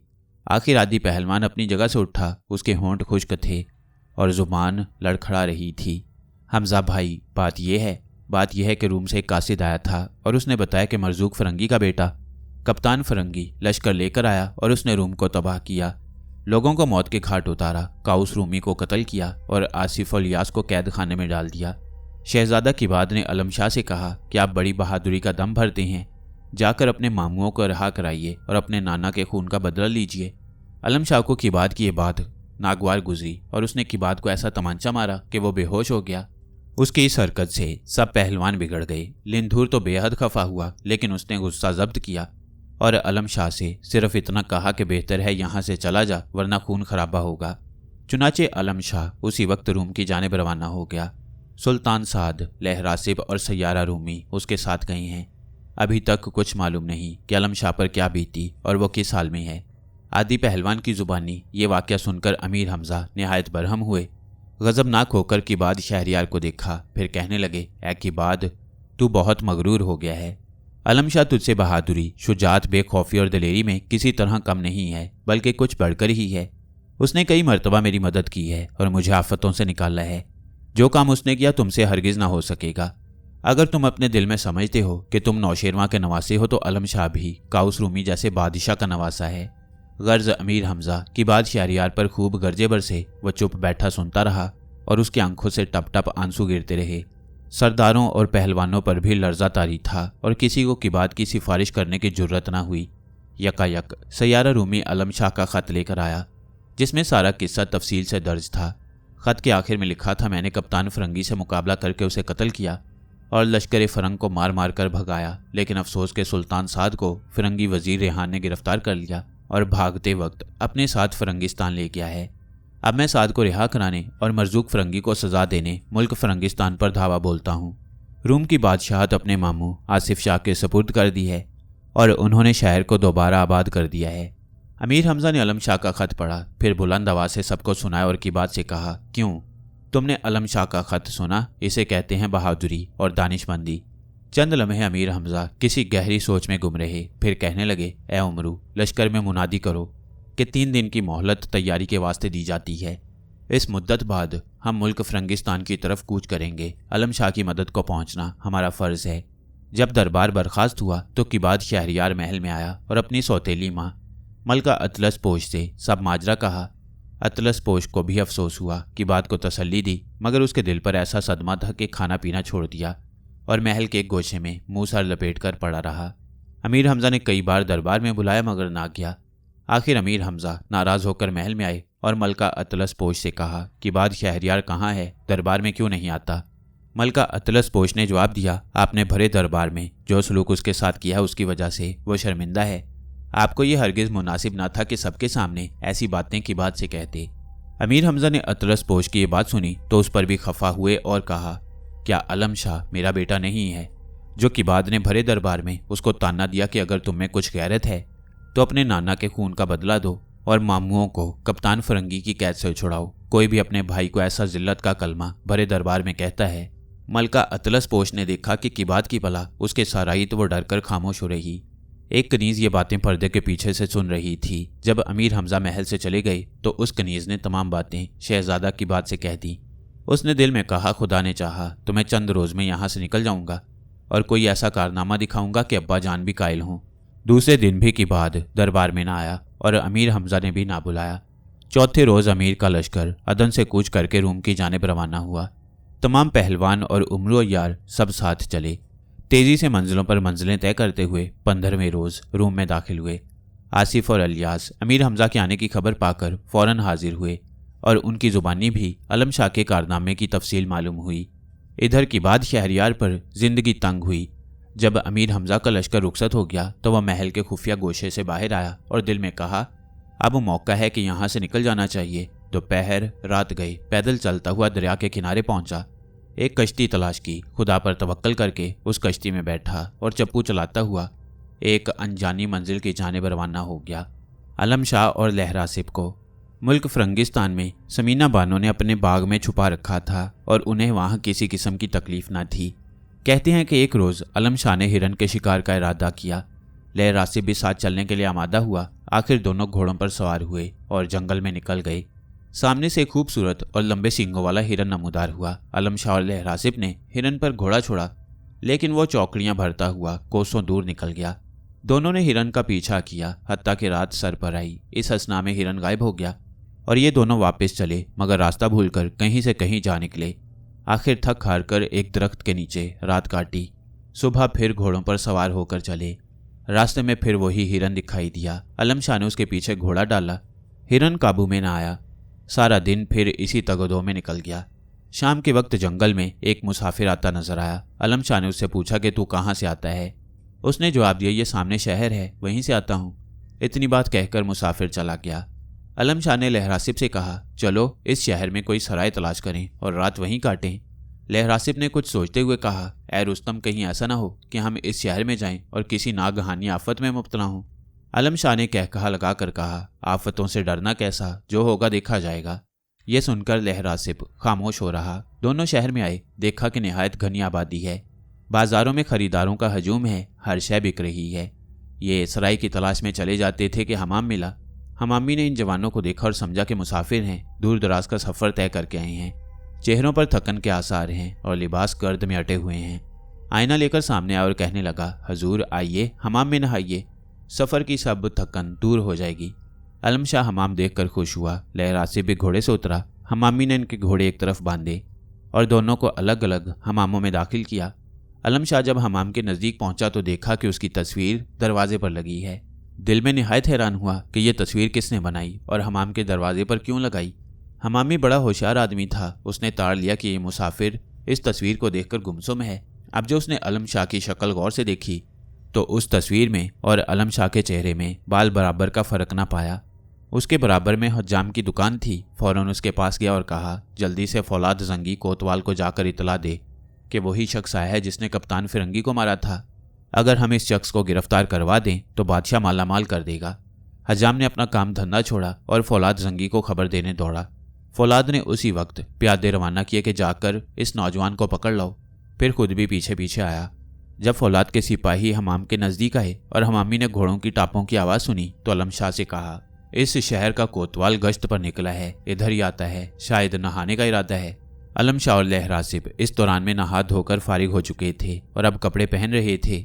जो ही वो हथियार वगैरह लगाकर हमाम से बाहर आए, फौलाद जंगी के प्यादों से सामना हुआ। उन्होंने दोनों को घेर लिया और कहा, चलो हमारे साथ, तुम्हें कोतवाल बुलाता है। आलम शाह ने एक प्यादे के थप्पड़ रसीद किया और कहा, क्या बकता है, मेरे सामने से दूर हो जा। क्या मैं कोतवाल का नौकर हूँ कि उसके बुलाने पर हाजिर हो जाऊँ। प्यादों ने तलवारें निकाली और कहा, हमने तुझे पहचान लिया है, तूने कप्तान फिरंगी को मारा था, अब तेरी मौत ने तुझे यहाँ भेजा है। तब लहरासिब ने आलम शाह की तरफ देखा और कहा, लीजिए, पहली आफत आई, अब इससे निपटिए। आलम शाह ने तलवार निकालकर लड़ना शुरू किया। 70 प्यादे हलाक किए। तकरीबन इतने ही आदमियों को लहरासिब ने मारा। शहर में गुल मच गया और ऐसी भगदड़ पड़ी कि आनन फानन बाजार खाली और गली कूचे वीरान हो गए। लोग अपने अपने घरों में जा छुपे और दरवाजे बंद कर लिए। इतने में फौलाद जंगी भी आन पहुंचा। देखा कि प्यादों की लाशें बाजार में बिखरी पड़ी हैं। वह वहां से सर पर पांव रखकर भागा और शहर के हाकिम ज़मीरान शाह को सब हालात की खबर सुनाई। ज़मीरान शाह के दिल पर आलम शाह और लहरासिब की हैबत तारी हुई, मगर संभल कर बोला, ए फौलाद जंगी, जिस तरह भी मुमकिन हो इन दोनों आदमियों को हमारे पास ले आओ। फौलाद जंगी बेचारा क्या करता, जंग करता तो जान का खतरा था। आखिर हाथ बांधकर आलम शाह के सामने और कहने लगा, हजूर, हमारे हाकिम ज़मीरान शाह ने आपको याद किया है, अगर मुनासिब समझें तो तशरीफ़ ले चलें। आलम शाह ने मुस्कुरा कर कहा, अच्छा, हम तुम्हारे साथ चलते हैं। ये कहकर दोनों घोड़ों पर सवार हुए और फौलाद जंगी आगे आगे चला। इस तरह ज़मीरान शाह के दरबार में आए। देखा कि बड़ा आलीशान दरबार है। बेशकीमत कालीन बिछे हैं और ऊंची छत पर सोने चांदी के झाड़ फानूस लटके हुए हैं। जा बजा हबशी गुलाम पहरा दे रहे हैं। ज़मीरान शाह के दाएं बाएं 400 ग्रांडील पहलवानों की कुर्सियां हैं। आलम शाह बेखौफी से दरबार में आया और ज़मीरान शाह को सलाम किए बगैर कहा, क्या बात है, हमें क्यों बुलवाया है? हम कोई चोर उचक्के या डाकू तो नहीं हैं जो इतने सारे आदमियों को हमारी गिरफ्तारी के लिए भेजा गया था। ज़मीरान शाह का चेहरा गुस्से से सुर्ख हो गया। ललकार कर अपने आदमियों से कहा कि पकड़ो इन दोनों को। आलम शाह और लहरासिब ने तलवारें खींची और भूखे शेरों की तरह दुश्मन पर टूट पड़े। आनन फानन दरबार में खून की नदी बह निकली। सैकड़ों आदमी काट कर डाल दिए। अब आलम शाह और लहरासिब के सामने किसी को आने का हौसला नहीं होता था। सब दूर खड़े चिल्ला रहे थे। खुद ज़मीरान शाह की ये कैफियत थी कि खौफ से थर थर कांप रहा था और भागने की कोई राह नहीं सूझती थी। आलम शाह कदम बढ़ाकर तख्त के करीब पहुंचा और ज़मीरान शाह पर हमला किया। उसने देखा कि अब जान बचने की कोई सूरत दिखाई नहीं देती तो झट हाथ बांधकर कहने लगा, मैं अमान तलब करता हूँ और गुलामी का हल्का गर्दन में डालता हूँ। तब आलम शाह ने उसे अमान दी। ज़मीरान शाह ज़ाहिर में दीन इब्राहिमी पर ईमान भी ले आया, मगर अंदर ही अंदर आलम शाह और लहरासिब से बदला लेने की फिक्र में था। कई रोज़ के बाद उसने इन दोनों की अपने महल में दावत की और खाने में दवाई बेहोशी मिला दी। आलम शाह और लहरासिब खाना खाते ही बेहोश हुए। जमीरान शाह ने उसी वक्त लोहारों को बुलाकर हुक्म दिया कि इन दोनों के हाथों और पैरों में फौलादी हथकड़ियां और बेड़ियां डालकर कैद खाने में फेंक दो। 2 रोज तक बेहोश पड़े रहने के बाद आलम शाह और लहरासिब ने आंखें खोली तो अपने आप को इस हाल में पाया। समझ गए कि जमीरान शाह ने मक्कारी से काम लिया है। तीसरे रोज उन्हें कैद खाने से निकालकर जमीरान शाह के सामने ले जाया गया। उसने देखते ही कहकहा लगाया और बोला, अब बोलो, क्या सलूक तुम्हारे साथ करूं? दोनों ने कुछ जवाब ना दिया। तब जमीरान शाह ने हुक्म दिया कि इनको अभी कत्ल करो। हुक्म पाते ही हबशी जल्लाद शेर की खाल कंधे पर डाले और 2 मन वजनी कुल्हाड़ा लिए आया। पहले रेत का एक चबूतरा बनाया गया जिस पर इन दोनों को बिठाया गया। फिर उनकी गर्दनों पर काली रोशनाई से निशान लगाए ताकि कुल्हाड़ा उसी जगह पड़े। इस काम से फारिग होकर जल्लाद ने आलम शाह और लहरासिब से कहा, मरने से पहले अपनी आखिरी ख्वाहिश बताओ, अगर हमारे इम्कान में होगा तो पूरी करेंगे। आलम शाह ने हंसकर जवाब दिया, ए जल्लाद, तू अपना फ़र्ज अदा कर। हमारी ना कोई ख्वाहिश है ना हाजत। अगर परवरदिगार को ज़िंदगी मंजूर है तो दुनिया की कोई ताकत हमारा बाल भी बीका नहीं कर सकती। और अगर हमारा वक्त पूरा हो चुका है तो आखिरी ख्वाहिश यही है कि परवरदिगार हमसे खुश हो। जमीरान शाह ये गुफ्तगू सुन रहा था। उसने आलम शाह की तरफ घूर कर देखा और कहा, बस तो फिर समझ लो कि तुम्हारा वक्त पूरा हो ही गया है। खुदावंदे ज़रीन तन की शान में तुमने गुस्ताखियाँ की हैं और इन गुस्ताखियों की सज़ा मौत है। ये कहकर उसने जल्लाद को इशारा किया कि इनकी गर्दनें तन से जुदा कर दे कि अचानक एक मुसाहिब उठकर जमीरान शाह के पास आया और हाथ बांध कर बोला, जहाँ पना एक अर्ज मेरी भी सुन लीजिए। आप खुद मुख्तार हाकिम नहीं हैं। ये शहर मरजूक फिरंगी की सल्तनत में शामिल है और आपको मरजूक ने यहाँ का इंतज़ाम सौंपा है। ऐसा न हो कि इन कैदियों के कत्ल से मरजूक फिरंगी नाराज़ हो। ऐन मुमकिन है वो किसी मसलहत से इन्हें ज़िंदा रखना ज़्यादा पसंद करता हो। इसलिए अपने फ़ैसले पर फिर गौर फरमा लीजिए। मुसाहिब की ये बात ज़मीरान शाह के दिल में उतर गई। थोड़ी देर सोचने के बाद कहने लगा, बेशक तेरा मशवरा सही है, ताहम मरजूक फिरंगी को इनकी गिरफ्तारी की इतला देनी ज़रूरी है। जहाँ पना इस नाचीज़ गुलाम की राय में आप खुद इन कैदियों समेत मरजूक फिरंगी के पास तशरीफ़ ले जाएं तो ज़्यादा मुनासिब होगा। दूसरे मुसाहिब ने कहा। ज़मीरान शाह को ये राय भी पसंद आई। उसी वक्त सफ़र की तैयारी की और कैदियों को साथ लेकर मरजूक फिरंगी के दरबार में हाजिरी दी। वहाँ कुछ और ही गुल खिला हुआ था। मालूम हुआ कि सिपा सालार आला गर्द की बेटी समीना बानो दीना इब्राहिमी पर ईमान ले आई है और किले के हाकिम अशर को भी उसने अपने साथ मिला लिया है। इसके अलावा जलजाल नामी पहलवान भी 2 लाख सवारों समेत समीना बानो के पास चलाया है और वह मरजूक का बागी है। मरजूक फिरंगी ने ये तमाम वाक़यात ज़मीरान शाह को सुनाए और आखिर में कहा, अब मैं चाहता हूँ कि कोई शख्स जाए और किसी तरह समीना बानो को पकड़ लाए और उस किले पर भी कब्जा करे। फौलाद जंगी भी ज़मीरान शाह के साथ आया था और दरबार में हाजिर था। वो उठकर खड़ा हुआ और कहने लगा, हजूरे वाला, अगर इजाज़त हो तो ये गुलाम जाए और समीना बानो को गिरफ्तार करे। मरजूक फिरंगी ने हैरत से फौलाद को देखा और मुस्कुरा कर कहा, तुम क्या करोगे? जलजाल पहलवान के पास 2 लाख सवारों की ताकत है। उससे लड़ भिड़ कर किला ले लेना बच्चों का खेल नहीं है। हजूर, मैं एक और ही तदबीर करूँगा, फौलाद ने कहा। मेरे पास आलम शाह रूमी की खास अंगूठी है जो मैंने बेहोशी के दौरान में उसकी उंगली से उतार ली थी। मैं सौदागर का भेष बदल कर समीना बानो के किले में जाऊंगा और अपने संदूकों में 2-2 सिपाहियों को बंद कर दूंगा। किलेदार से कहूंगा कि मैं आलम शाह का आदमी हूं और यह माल उसी ने भेजा है। जब वो निशानी मांगेंगे तो आलम शाह की अंगूठी दिखा दूंगा। इस तरकीब से किले में दाखिल होने का मौका मिल जाएगा। फिर समीना बानो पर काबू पाना कुछ मुश्किल न होगा। मरजूक फिरंगी ये तदबीर सुनकर भड़क गया और फौलाद जंगी को किलाए आहान हिसार की जानिब जाने की इजाज़त दे दी। जब फौलाद जंगी अपने सामान के साथ किले के नज़दीक पहुंचा तो अशर कोतवाल को खबर हुई। वो फसील पर आया और पूछा कि तू कौन है, कहाँ से आया है? फौलाद जंगी ने कहा कि आलम शाह रूमी ने मुझे भेजा है। मेरे पास उसकी अंगूठी मौजूद है जो समीना बानो को दिखाऊंगा तो किले का दरवाज़ा खोल देगी। अशर ने उसी वक्त समीना बानो को इतला दी। वो आलम शाह और लहरासिब की गुमशुदगी से सख्त परेशान थी। जो ही उसे मालूम हुआ कि एक ताजिर आलम शाह का भेजा हुआ आया है तो खुशी से फूली ना समाई। अशर से कहने लगी कि उस ताजिर को किले के अंदर आने दो। तब अशर सोच में पड़ गया। समीना बानो ने हैरत से कहा, ए अशर, तू किस सोच में गुम है? अशर ने जवाब दिया, मुझे इस ताजिर पर कुछ शक है। वो आलम शाह का आदमी नहीं मालूम होता। ज़रा सोचो तो, अगर आलम शाह को अंगूठी देनी ही थी तो वो लहरासिब के हाथ क्यों ना भिजवाता? यह भी तो मुमकिन है कि आलम शाह ने लहरासिब को कहीं और भेजा हो। समीना बानो ने कहा, हाँ, ये भी मुमकिन है। अशर ने कहा, आखिर सोच सोच कर ये तदबीर निकाली कि ताजिर का सामान तो किले के अंदर आने दिया जाए, मगर खुद ताजिर को अंदर दाखिल होने की इजाज़त ना हो। चुनाचे अशर ने यही बात फौलाद जंगी से कही कि माल भेज दो, लेकिन तुम किले में नहीं आ सकते। हाँ, जब अलम शाह यहाँ आया तो तुम भी आ जाना।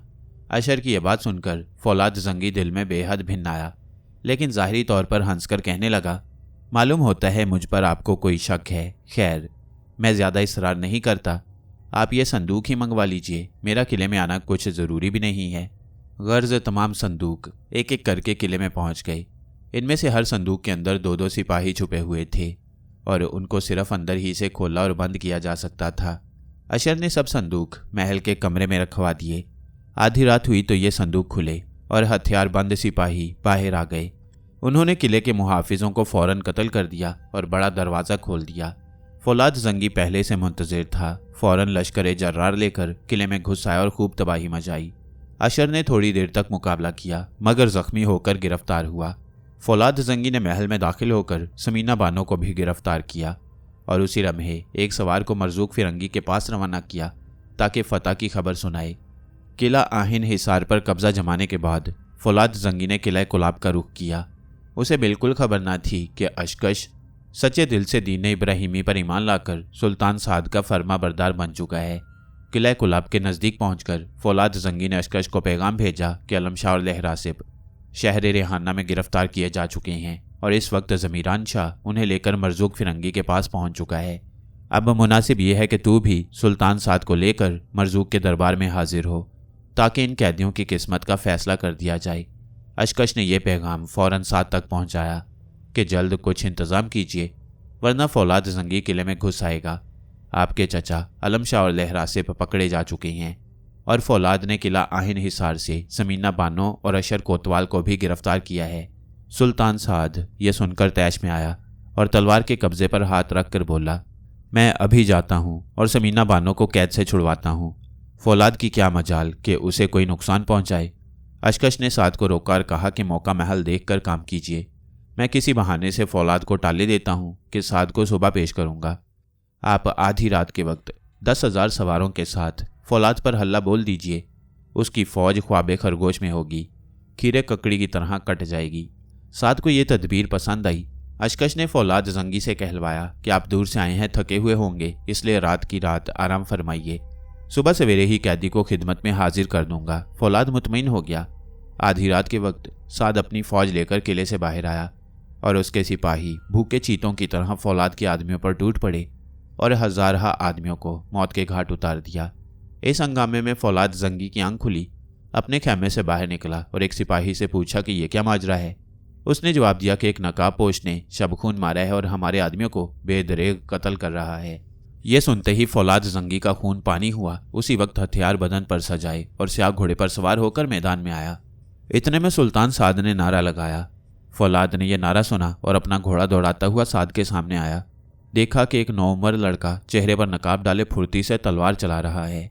फौलाद की नज़रों के सामने इस लड़के ने 10 आदमी कत्ल कर डाले। फौलाद ने ललकार कर कहा, ओ लड़के, मालूम होता है तेरी मौत ने तुझे यहाँ भेजा है, होशियार हो। ये कहकर फौलाद ने पूरी कुव्वत से साद पर हमला किया।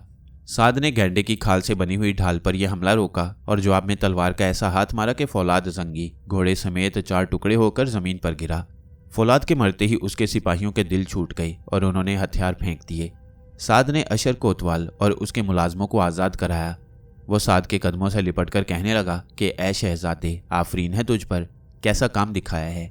साद ने अशर से कहा, मेरी जानिब से समीना बानो की खिदमत में सलाम अर्ज करो और कहो कि मेरे लायक कोई खिदमत हो तो फ़ौरन बताइए, आप मेरी चची हैं।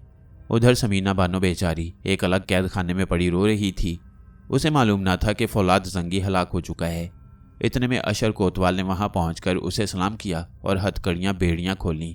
फिर कहा कि अलम शाह के भतीजे सुल्तान साद ने फौलाद जंगी को जहन्नुम रसीद किया है और आपको बहुत बहुत सलाम कहलवाया है। समीना ये सुनकर बहुत खुश हुई और कहने लगी, साद से कहो कि तुम मेरे सामने क्यों नहीं आते। अशर ने यह पैगाम साद को दिया। वो समीना बानो के सामने आया और झुककर अदब से सलाम किया। समीना ने दुआएं दी और बलाएं लीं। फिर साद ने अशर और अशकश के साथ समीना बानो को किला कुलाब की जानिब रवाना किया और कह दिया कि आप शहजादी गौहरबंद के पास रहें, मैं अब चचा अलम शाह को छुड़ाने जाता हूँ। दूसरे दिन अशकश आधे रास्ते से लौट आया और अशर अकेला समीना बानो को किला कुलाब की तरफ ले गया। साद ने हैरान होकर कहा, ए अशकश, तू क्यों वापस आया? हमने तो तुझे समीना बानो के साथ रवाना किया था।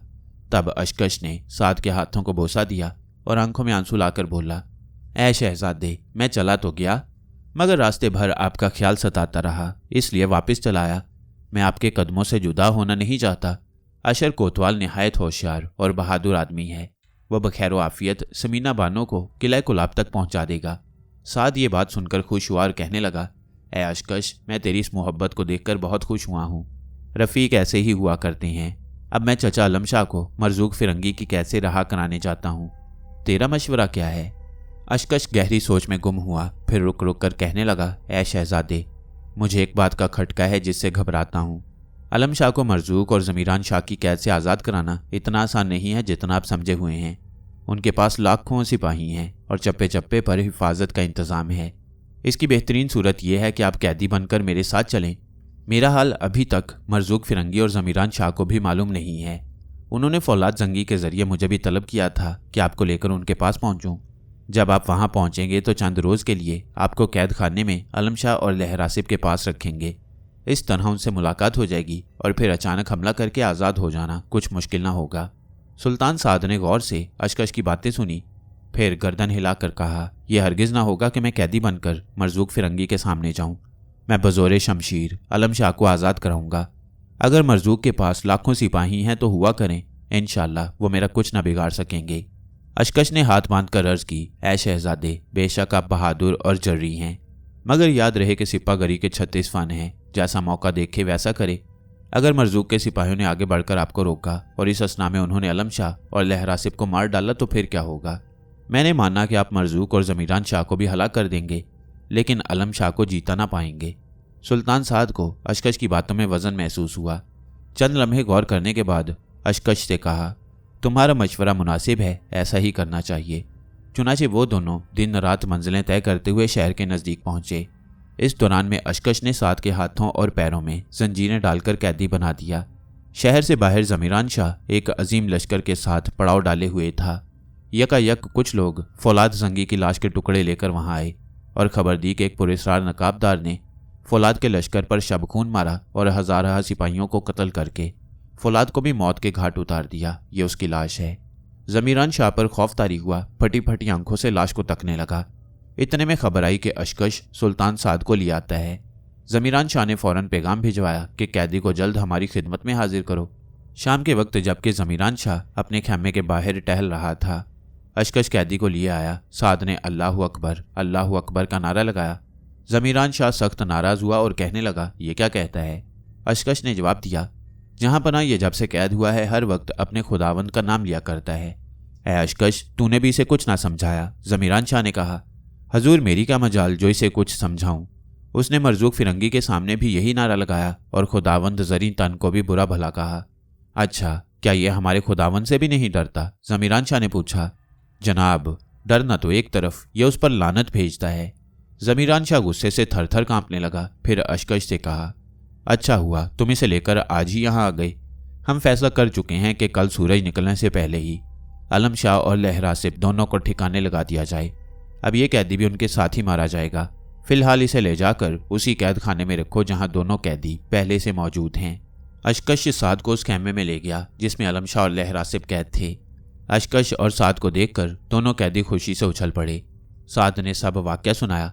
फिर अशकश ने साद की जंजीरें खोल दी और चला गया। सुबह के वक्त कैद खाने का दारोगा खेमे में आया ताकि कैदियों को कत्लगाह में ले जाए।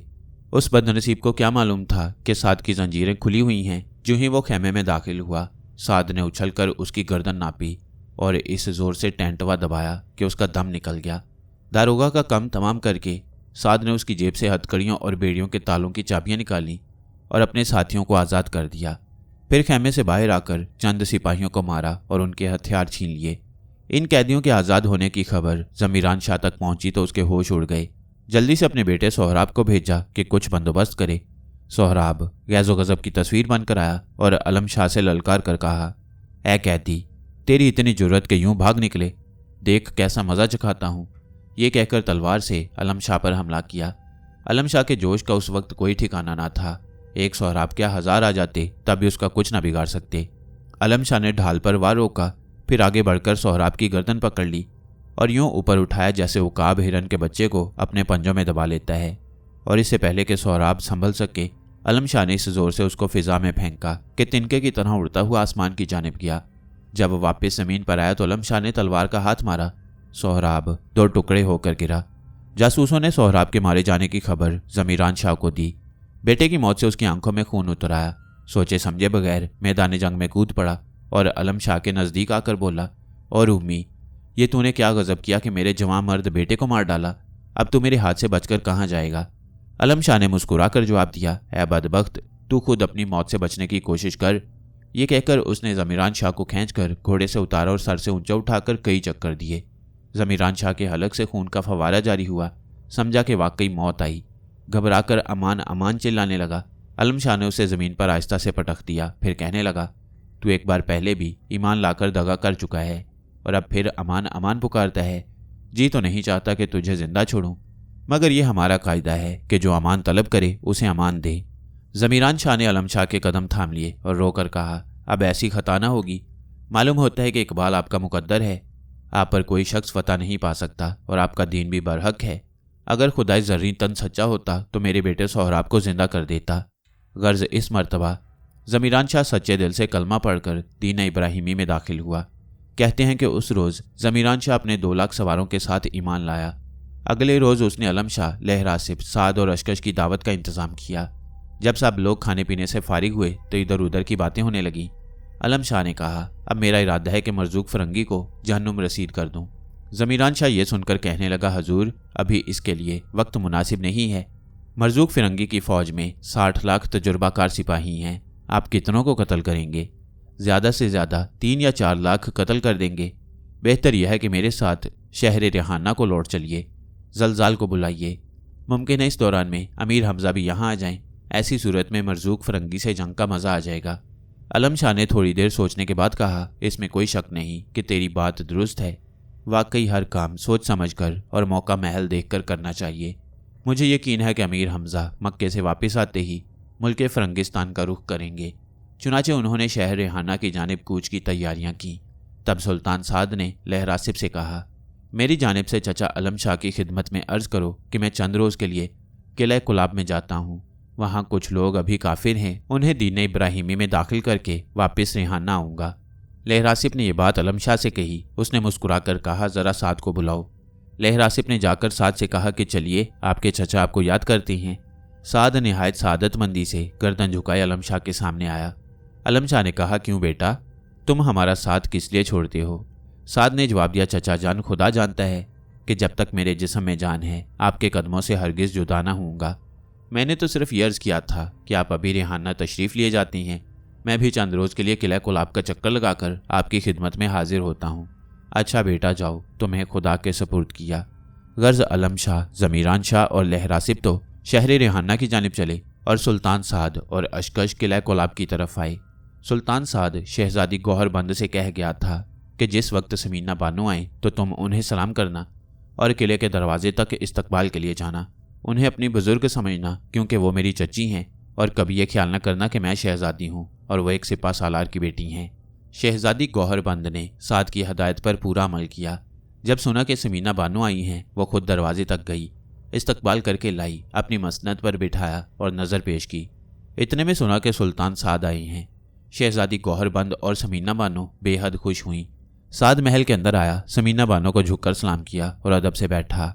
समीना ने आलम शाह का हाल पूछा। साद ने तफसील से सब बयान कर दिया और आखिर में कहा कि अब वो ज़मीरान शाह और लहरासिब को लेकर शहर रेहाना की जानिब गए हैं। समीना बानो कई दिन तक किले में रही, फिर साद से कहा, मुझको रुखसत करो। साद ने कहा, मेरी राय में आप यहीं रहिए, ये जगह आपके किले आहन हिसार से ज़्यादा महफूज है। मगर समीना ने साद की दरख्वास्त न मानी और जाने की ज़िद की। साद ने मजबूर होकर कहा, बेहतर है, आपको इख्तियार है। समीना बानो रुखसत हुई। अशर उसके साथ चला। साद ने उसे समझाया कि ज़रा होशियारी से जाना, दुश्मनों की शरारत का हर वक्त इम्कान है। अशर कहने लगा, आप फिक्र न कीजिए, मैंने भी कच्ची गोलियां नहीं खेली हैं। किसी की क्या मजाल है कि मेरे साथ शरारत करे।